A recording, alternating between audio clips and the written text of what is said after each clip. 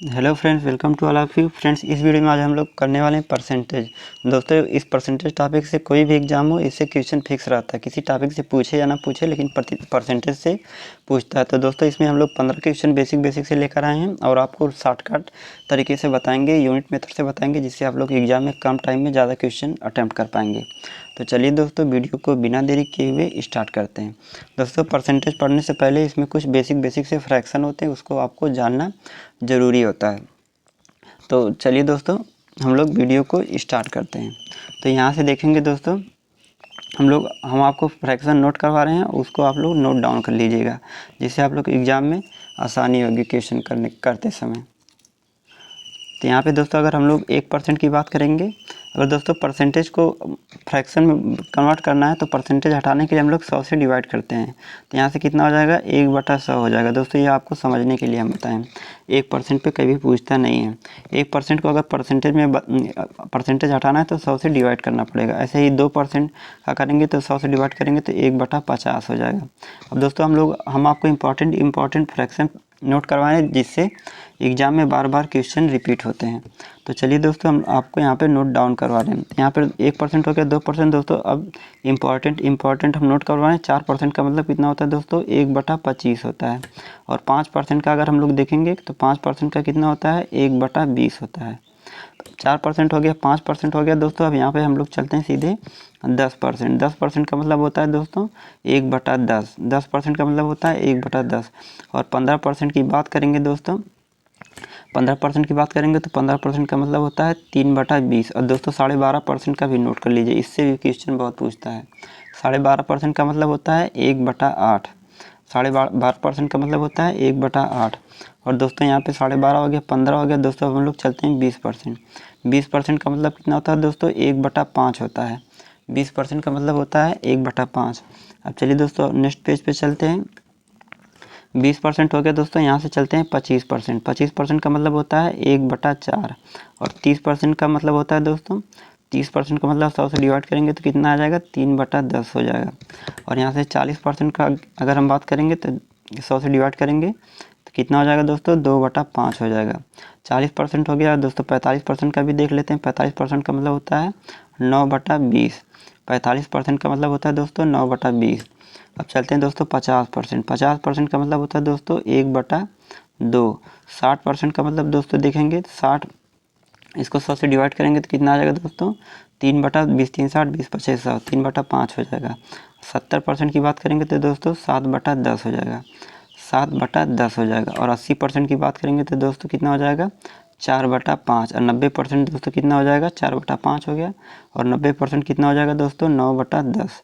9/10 दोस्तों, इतना आपको याद करना ही पड़ेगा, जिससे आप लोग एग्ज़ाम में ये सब याद कर रहेगा तो दोस्तों आप लोग डायरेक्ट इसकी वैल्यू रख के क्वेश्चन को सॉल्व कर पाएंगे। तो चलिए दोस्तों, एक बार हम लोग इसको रिपीट कर देते हैं। इसको हम लोग एक बार रिपीट कर देते हैं।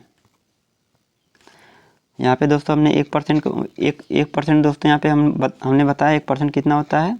1% होता है दोस्तों कितना, 1/100। 2% कितना होता है, 1/50। 4% कितना होता है, 1/25। 5% की बात करेंगे तो 5% कितना होता है, 1/20। 10% की बात करेंगे तो कितना होता है, 1/10। और 15% कितना होता है दोस्तों, 3/20।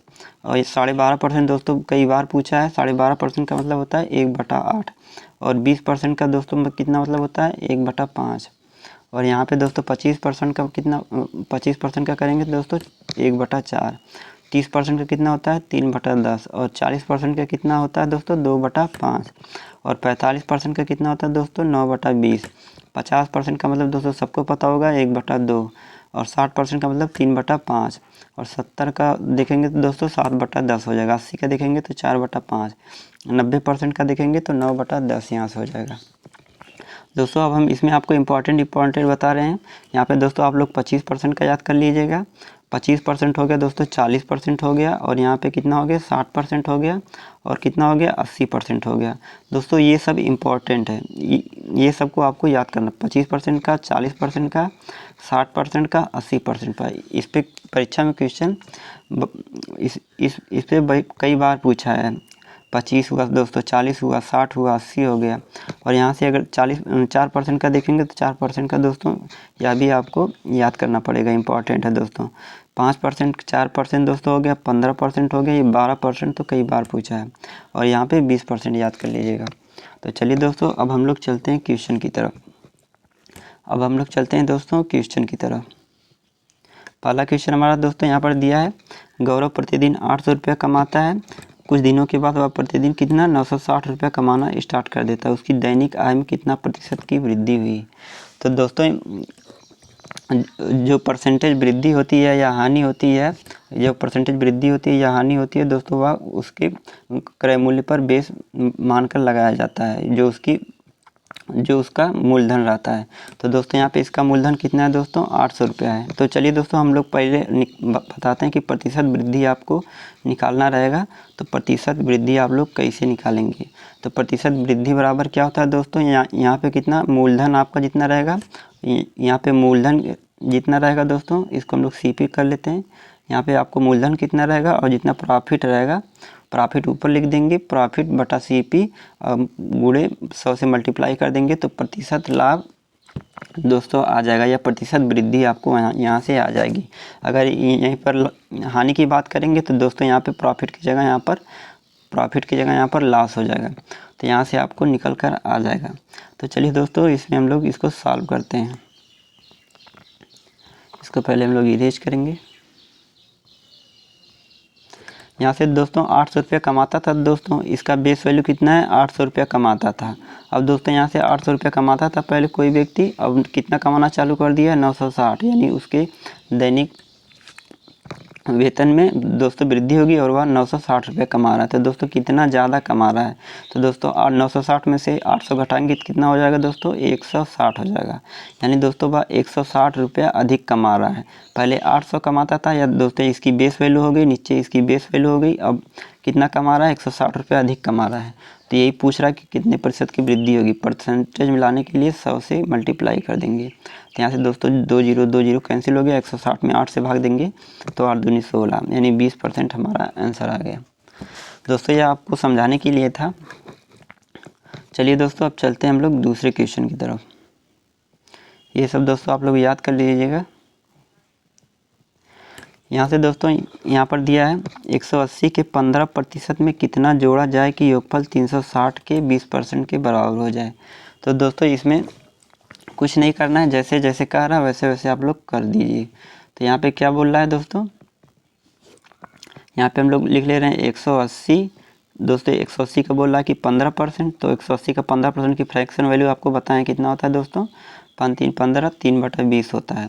में कितना जोड़ा जाए, हम लोग दोस्तों इसमें यक्स जोड़ ले रहे हैं, कि योगफल 360 दोस्तों 360 के 20% के बराबर हो जाए। 20% की वैल्यू कितना बताएं दोस्तों, 1/5 बताएं, 1/5 बताएं दोस्तों हम आपको। अब चलिए दोस्तों इसको हम लोग सॉल्व कर लेते हैं।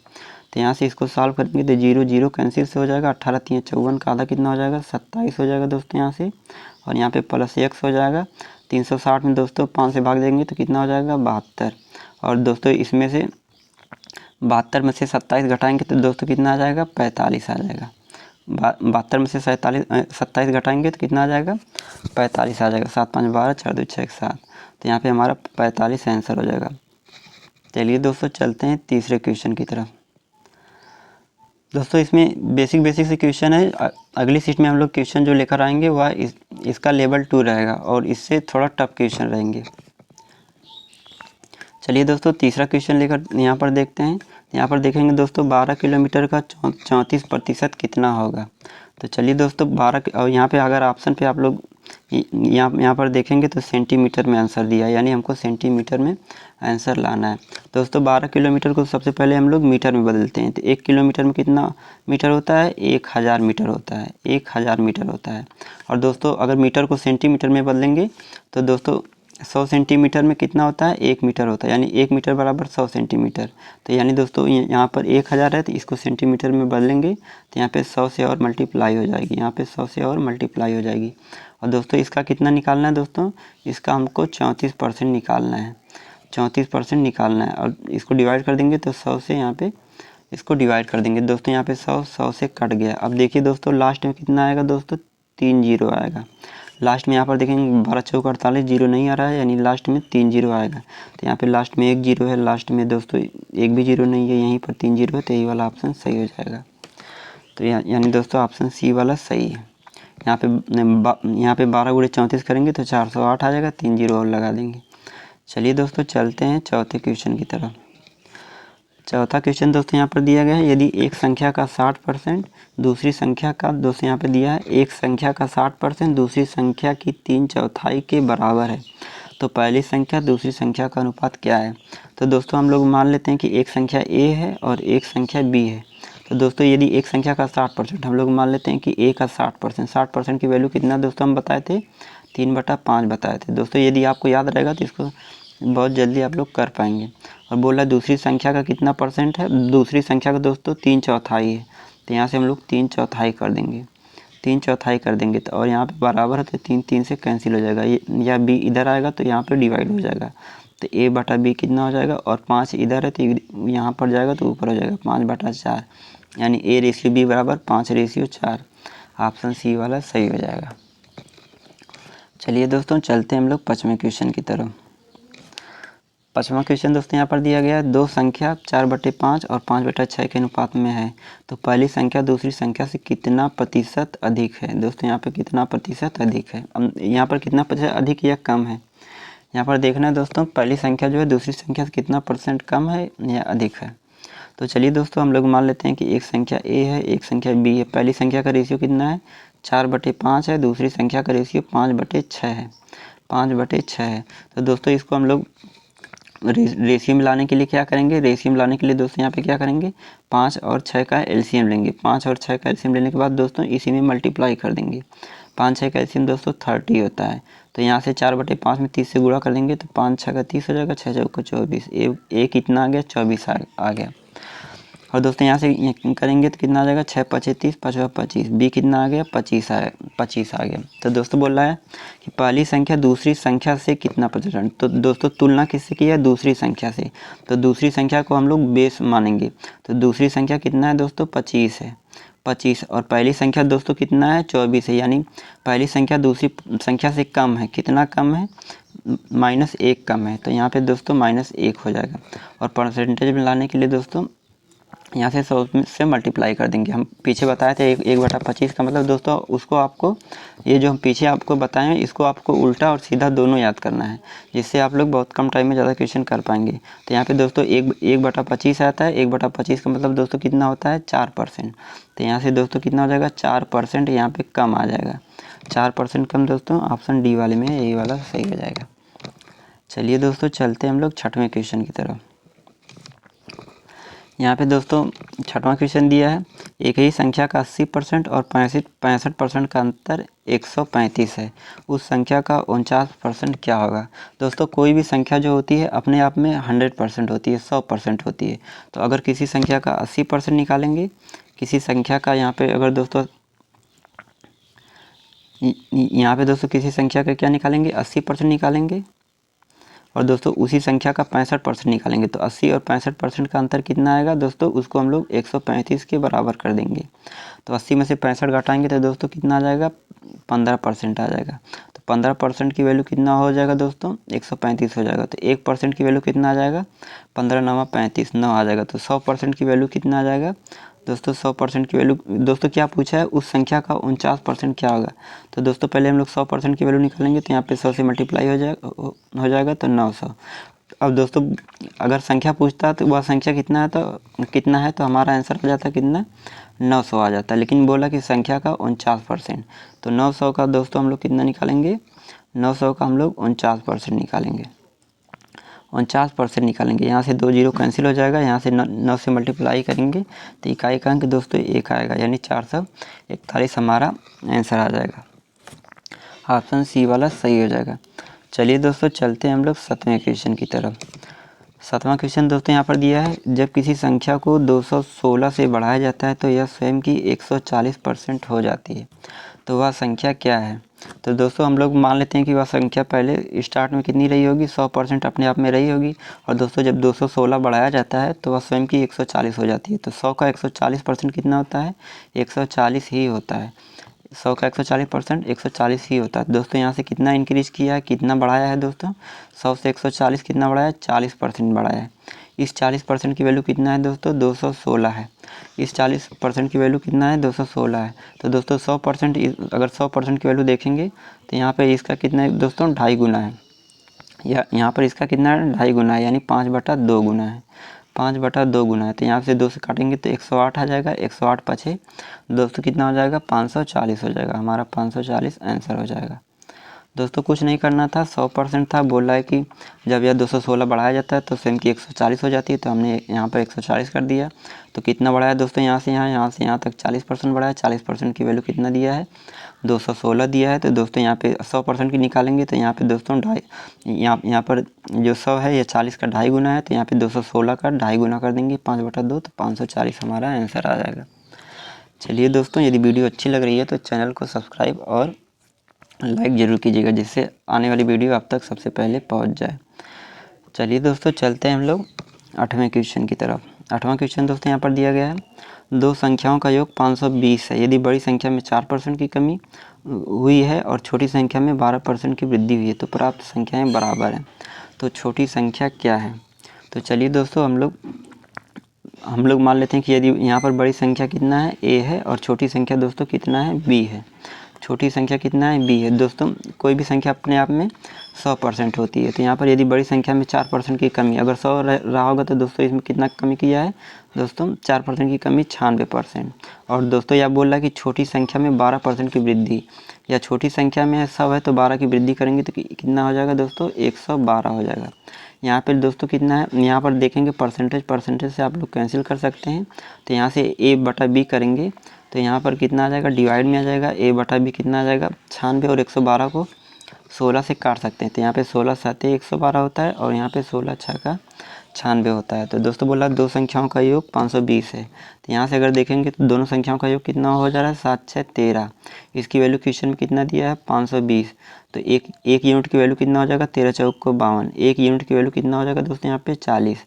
और बोल रहा दोस्तों छोटी संख्या क्या है। तो यहाँ से दोस्तों छोटी संख्या देखेंगे तो 40 है। यहाँ पे छोटी संख्या देखेंगे तो 6 है, और 6 का 40 गुना करेंगे तो 6 चौक को 24, 240 हमारा आंसर आ जाएगा। 240 हमारा आंसर आ जाएगा। कुछ नहीं था दोस्तों, एक संख्या में बोला 4% की कमी की जा रही है और एक संख्या में 12% की वृद्धि की जा रही है, और दोनों संख्या आपस में बराबर हो जा रही हैं। तो हमने बराबर कर दी। यहाँ से a और b का रेशियो निकाल लिया, 7 6 आ गया। और बोला कि दोनों संख्याओं का योग 520 है। तो हमने 7 और 6 को जोड़ दिया, 13 की वैल्यू यहाँ पे कितना हो गया, 520 हो गया। तो एक यूनिट की वैल्यू यहाँ से कितना आ गया दोस्तों, 40 आ गया। तो बोला छोटी संख्या दोस्तों यहाँ पे कितना है, 6 है। तो 6 का 40 गुना करेंगे तो 240 हमारा आंसर आ जाएगा। चलिए दोस्तों, हम लोग चलते हैं 9वें क्वेश्चन की तरफ। 9वां क्वेश्चन दोस्तों यहाँ पर दिया है, दो संख्याएं तीसरी संख्या से क्रमशः 25% और 165%, यहाँ पर 25% दोस्तों और 65% अधिक है। तो उन दोनों संख्याओं का अनुपात क्या है। तो दोस्तों हम लोग मान लेते हैं कि जो तीसरी संख्या रही होगी, जो तीसरी संख्या दोस्तों हमने मान लिया वो तीसरी संख्या 100 है। आप दोस्तों कुछ भी मान सकते हैं, लेकिन आंसर पे कोई प्रभाव नहीं पड़ेगा। यहाँ पर बोला दो संख्या तीसरी संख्या से क्रमशः 25% और 65% अधिक है। तो दोस्तों 100 का 25% बढ़ाएंगे तो 25% होगा। तो कितना हो जाएगा, 125। एक संख्या दोस्तों कितना आ जाएगा, 125 हो जाएगा, और दूसरी संख्या 165 हो जाएगी। दोस्तों 100 का 65% कितना होता है, 65 होता है दोस्तों। तो 100 में 65 बढ़ाएंगे तो कितना हो जाएगा, 165 हो जाएगा। तो दोस्तों आप लोग यहाँ से 5 से सिंप्लीफाई कर सकते हैं। इसको 5 से काटेंगे तो 25 पचे 125, और यहाँ से काटेंगे 5 से तो यहाँ पे 5 से काटेंगे तो कितना हो जाएगा दोस्तों, 33 पचे 165, 33 पचे 165। तो दोस्तों यहाँ पे दोस्तों 25 रेशियो कितना आ गया, 33। तो ऑप्शन डी वाला सही हो जाएगा। दोस्तों 5 से काट लिया, यहाँ पर 5 से काट लिया, आंसर आ गया। चलिए दोस्तों, हमने चलते हैं हम लोग 10वें क्वेश्चन। 10वां क्वेश्चन दोस्तों यहाँ पर दिया है, ए का वेतन बी के वेतन से 60% अधिक है। 60% का वैल्यू दोस्तों हम आपको कितना बताए थे, 60% का मतलब होता है 3/5 होता है। 20 3 60 और 20 पचे 100 होता है। तो दोस्तों ए का वेतन बी के वेतन से कितना, 60% अधिक है। तो बी को हम लोग बेस वैल्यू मानेंगे। यहाँ पे बी कितना है, 5 है, तो ए कितना है, उससे 3 अधिक है। ए कितना हो गया दोस्तों, 8 हो गया। तो बोल रहा है कि बी का वेतन जो है ए के वेतन से कितना कम है। तो दोस्तों बी का तुलना का किससे करना है, ए से करना है। तो ए कितना है 8 है, तो बी कितना है दोस्तों 5 है, या इससे कितना कम है 3 कम है। दोस्तों यहाँ पे 3 लिख देंगे और यहाँ से दोस्तों 100 से गुणा कर देंगे। तो दोस्तों 100 से गुणा करेंगे। दोस्तों अगर 1/8 का मतलब, अगर 1/8 देखेंगे तो 1/8 हम आपको बताए थे, 1/8 कितना होता है 12.5% होता है। तो इस 12.5 का 3 गुना है, तो यहाँ से दोस्तों कितना हो जाएगा 37.5% हो जाएगा।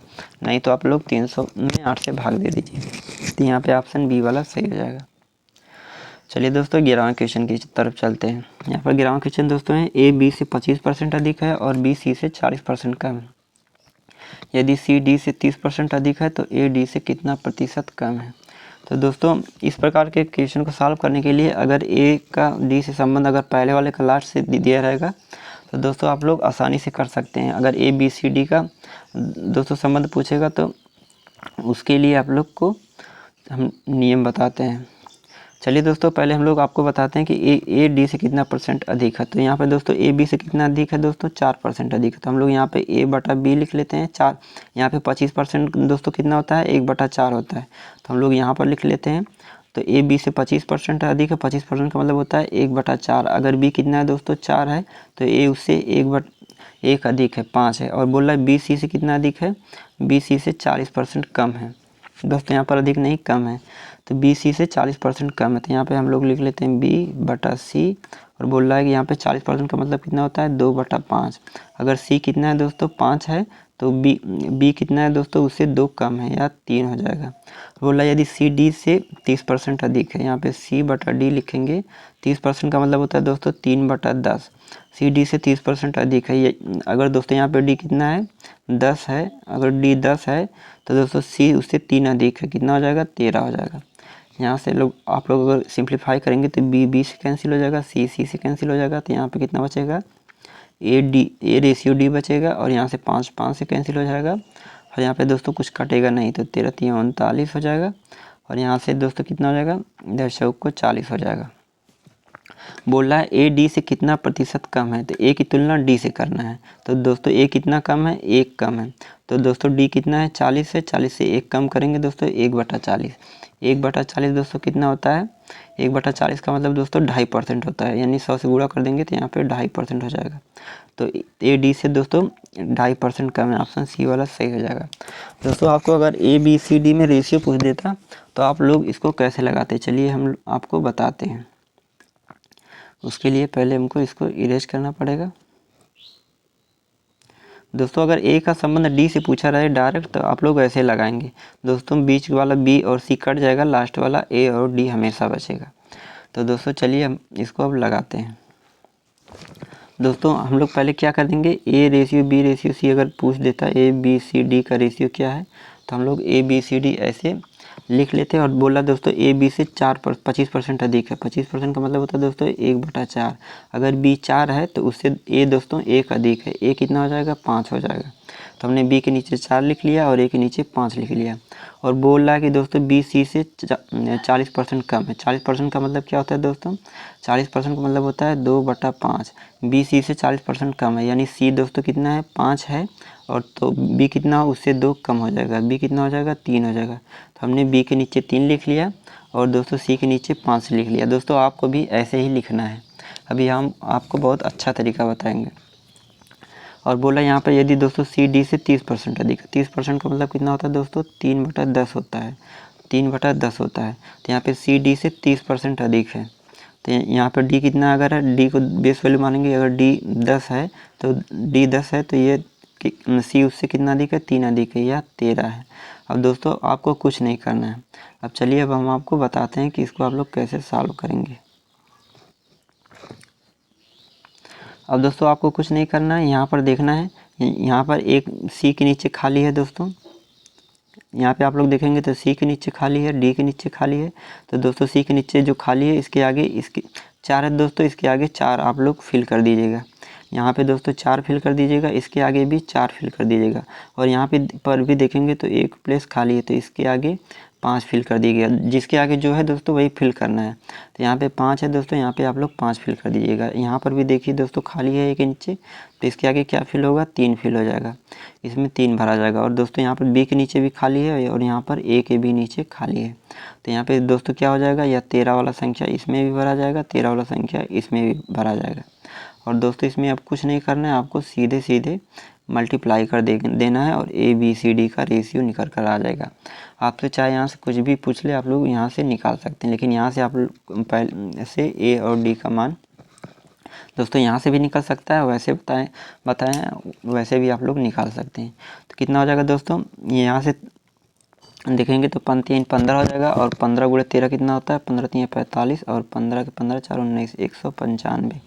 और दोस्तों यहाँ पे कितना हो जाएगा दोस्तों, 4 3 12 12 गुणे 13 कितना होता है 144, 144 12 कितना होता है 156 हो जाएगा। और दोस्तों यहाँ से देखेंगे तो 4 5 20 और 20 में 13 से गुणा करेंगे 13 दूनी 26 260 हो जाएगा। और 4 5 20 और 20 में 10 से गुणा करेंगे तो 200 हो जाएगा।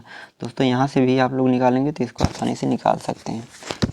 यहाँ से अगर दोस्तों ए और डी का रेशियो पूछता तो दोस्तों क्या करते हैं, अगर ए डी का रेशियो पूछता तो यहाँ से हम लोग 195 को उठाते और यहाँ से 200 195 और 200 का रेशियो ले लेते। तो दोस्तों 5 से कट रहा है, 5 से आप लोग इसको काट देते।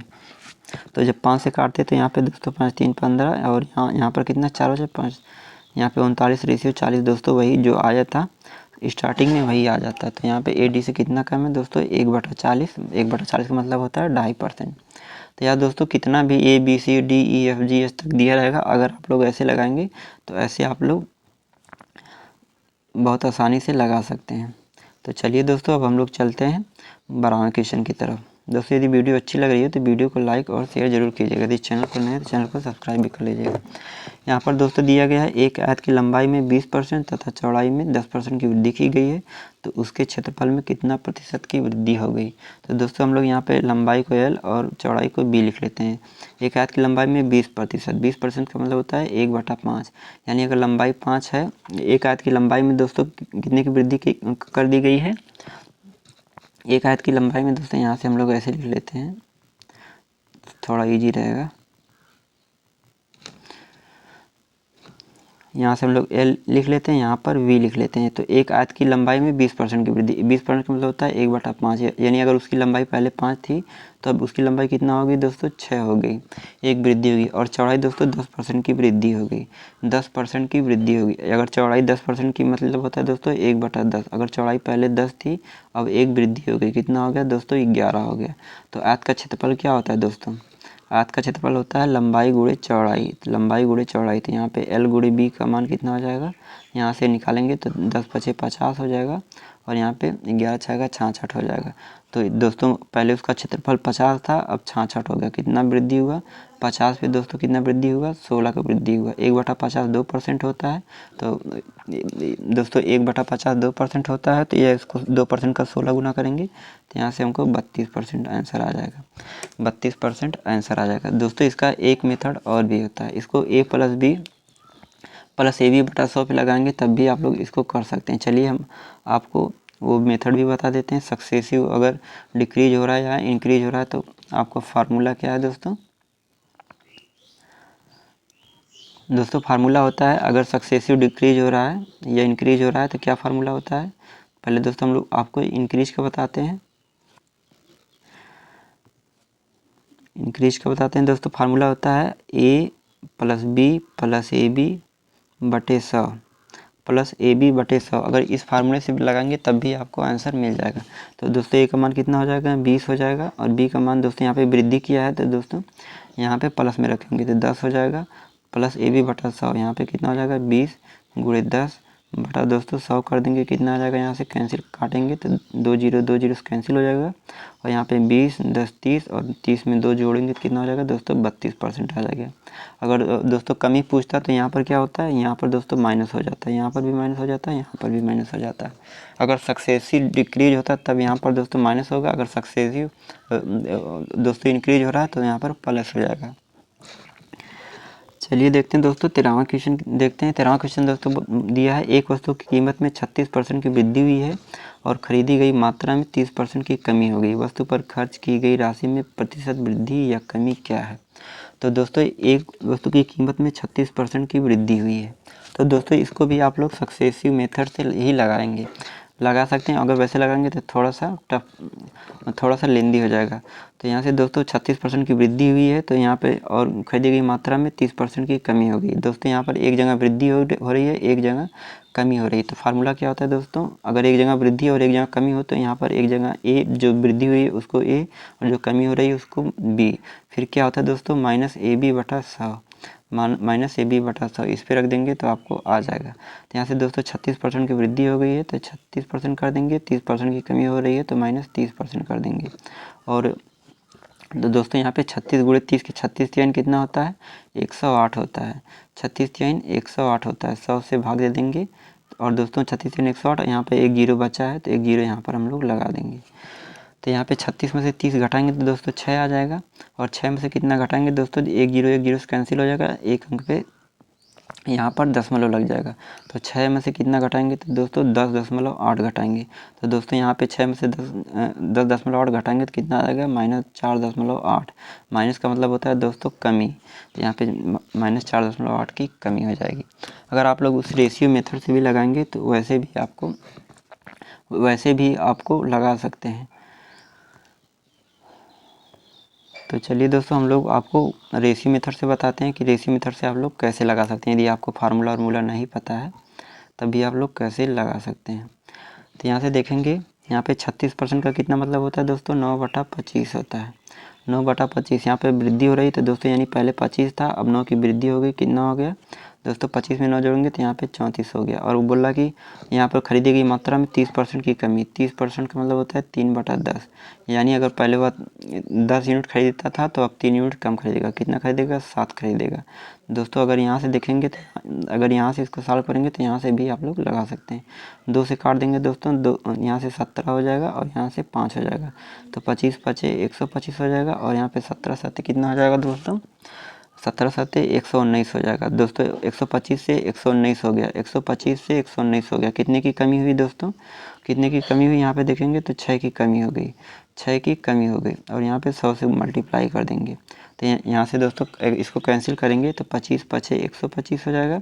और यहाँ पे 100 को काटेंगे तो कितना हो जाएगा, 25 चौक को 100, तो 6 चौक को 24, 24/5। तो यहाँ से दोस्तों 4.8% की कमी आ जाएगी। 5 चौक को 20, 5/40। तब भी आप लोग ऐसे लगा सकते हैं। दोस्तों यह तरीका बहुत ही अच्छा है, लेकिन यह तरीका अच्छा कब है, जब दोस्तों फ्रैक्शन ईजी हो। यहाँ पर भी फ्रैक्शन उतना टफ नहीं था, ईजी था, तो ऐसे लगा सकते थे। अगर दोस्तों फ्रैक्शन 37% है या 39% है या 23% ऐसे है तो आप लोग फार्मूले से रख के लगाएंगे तो ऐसे बहुत ही आसान हो जाएगा। लेकिन ऐसे आपको बहुत ही लेंदी हो जाएगा। दोस्तों आपको दोनों तरीका पता रहना चाहिए, एग्ज़ाम में जिस हिसाब से पूछे उस हिसाब से आपको करना है। चलिए दोस्तों 14वां क्वेश्चन देखते हैं, इसके बाद हमारा लास्ट क्वेश्चन रहेगा। तो चलिए दोस्तों 14वां क्वेश्चन यहाँ पर दिया गया है। गेहूं की कीमत में 15% की कमी हुई तो एक गृहिणी को 2720 रुपये में 6 kg गेहूं अधिक खरीदने में सक्षम बनाती है। तो गेहूं की प्रति किलोग्राम घटी हुई कीमत कितनी थी। यहाँ पर दोस्तों जो मूल्य होता है और कंजम्पशन होता है, इसमें दोस्तों व्युत्क्रमानुपाती संबंध होता है। यानी किसी वस्तु का अगर मूल्य जितना घटेगा तो कोई व्यक्ति जो वस्तु उपभोग कर रहा है उसको उतना ही बढ़ा देगा। अगर दोस्तों जाहिर सी बात है, कोई वस्तु सस्ता होगी तो आदमी सामान ज़्यादा खरीदेगा, अगर दोस्तों वस्तु महंगा होगी तो आदमी सामान कम खरीदेगा। तो यहाँ से दोस्तों इसी को हम लोग व्युत्क्रमानुपाती कहते हैं। यानी यह उसका उल्टा चल रहा है। अगर कीमत बढ़ रही है दोस्तों कोई व्यक्ति उपभोग कम करेगा, अगर कीमत घट रही है तो दोस्तों कीमत घट रही है तो आदमी उपभोग ज़्यादा करेगा। तो यहाँ पर दोस्तों गेहूं की कीमत में कमी हुई है, यानी जो व्यक्ति है वह सामान ज़्यादा खरीदेगा। तो यहाँ पर गेहूं की कीमत 15% की कमी हुई है। 15% की मतलब कितना होता है दोस्तों, 3/20 होता है। 3/20 होता है, यानी गेहूं का मूल्य पहले 20 रुपया था तो अब 3 की कमी हो गई तो 17 हो गया। दोस्तों यह इसका प्राइस है। और दोस्तों यहाँ पे कंजम्पशन क्या हो जाएगा, इसका उल्टा हो जाएगा, 17 और 20 हो जाएगा। 17 और 20 का क्या मतलब हुआ, जब गेहूं की कीमत महंग थी 20 रुपया थी तो आदमी 17 किलो कोई भी चीज़ यूज करता था। लेकिन जब दोस्तों इसकी कीमत 17 हो गई, यानी 20 से घट के 17 हो गई, कम हो गई, तो दोस्तों वह उसका उपभोग दोस्तों जो वस्तु खरीद रहा है वह 20 यूनिट खरीद रहा है, पहले 17 यूनिट खरीदता अब 20 यूनिट खरीद रहा है। तो दोस्तों अगर कीमत कम हुई तो यहाँ पर देखिए दोस्तों व्यक्ति सामान ज़्यादा खरीदा है। तो यहाँ पे पहले 17 यूनिट यहाँ पर पहले दोस्तों 17 केजी खरीदता था गेहूँ, अब 20 केजी खरीद रहा है। तो यहाँ पे दोस्तों कितना यूनिट ज़्यादा खरीद रहा है, तो 3 यूनिट ज़्यादा खरीद रहा है। इस 3 यूनिट की वैल्यू कितना क्वेश्चन में दिया है, 6 केजी दिया है। तो एक यूनिट का मतलब यहाँ पर कितना हो जाएगा दोस्तों, 2 हो जाएगा। और बोल रहा है कि दोस्तों गेहूँ की घटी हुई कीमत कितनी है।